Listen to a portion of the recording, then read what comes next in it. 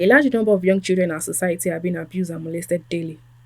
The Lagos State government has further reiterated its bid to prevent and curb the alarming rate of sexual and gender-based violence, especially against children in the state. Today, the Child Protection Network of Lagos State with other human rights activists have come together to protest against child molestation in the state. As they stood in front of the Nigerian Medical Association branch at Surulere, protesting against the medical practitioner, Dr. Femi Olaleye, who allegedly molested a 15-year-old child. Speaking at the front of the Nigerian Medical Association office, some of the human rights activists have this to say. What we hope to achieve today is to create an awareness. We're sensitizing people in this vicinity, in this environment, to let them know that it's no longer business as usual. Don't think you will do it and get away with it, except nobody hears about it. Because the minute anybody hears about it, it's going to go viral. People will tell, we're also encouraging citizens, please come out and report cases. Don't be discouraged. Don't be afraid.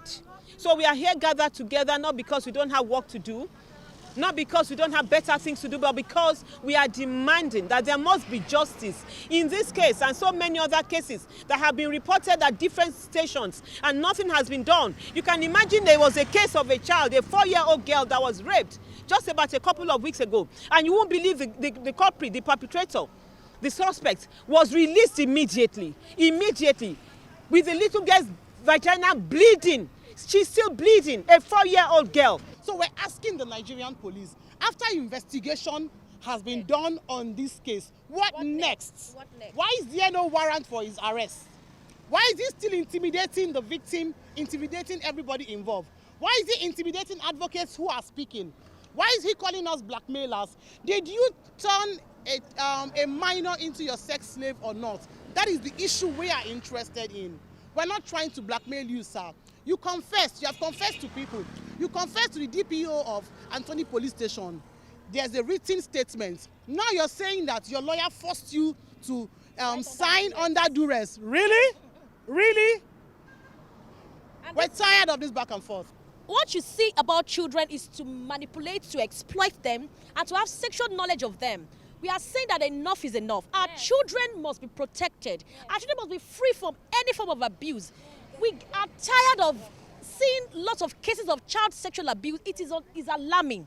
Why can't our children just grow up to be free and be themselves? Why don't having a childhood that is free of any form of... Why must you allow our children to undergo this traumatic experience that could ruin their life forever? Still in front of the Nigerian Medical Association branch in Lagos, the human rights activists lend their voices on the issue of child molestation and abuse that children face, while their perpetrators go scot-free without being brought to justice. So we actually don't know if the NMA, the Nigerian Medical Association, are shielding him, because the case was actually reported first in November 2021, and it was booked March 2022, believing that the case has been sentenced to court. But from the DSV Alausa, what we heard was that the police say they are doing investigation and they are waiting for DPP advice. So we looked into the case and discovered that the case has not even moved out from the Panti legal department at all at Yaba.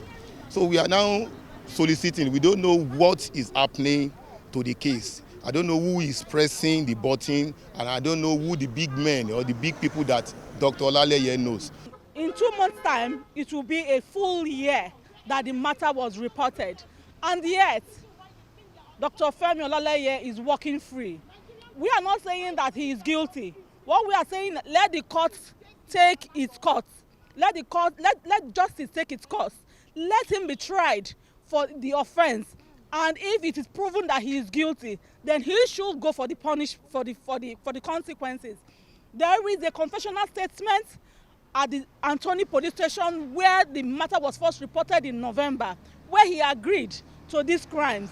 Lagos State government has zero tolerance for gender-based violence, especially when it involves children.